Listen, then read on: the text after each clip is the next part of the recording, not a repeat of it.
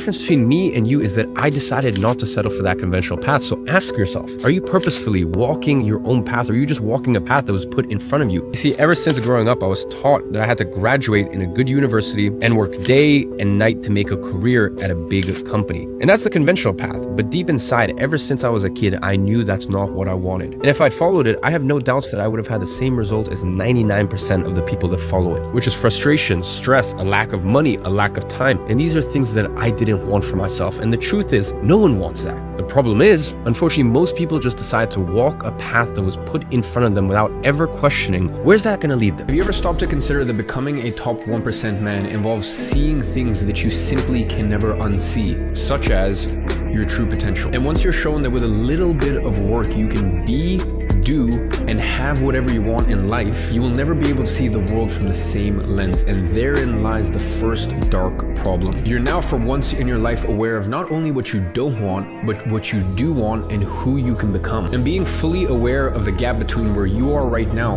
and the top 1% men that you aspire to, that distance can torture you to death if you don't work to make it to the top. Put your head down for 5 years in your 20s. 5 years.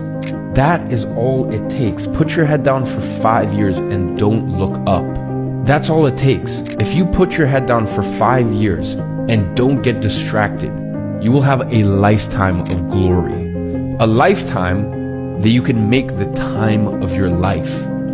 But all it takes is 5 years. So get back to work. Ignore the noise, ignore the distractions. Prove to yourself that you can really do it. And then go show the rest of the world that you did.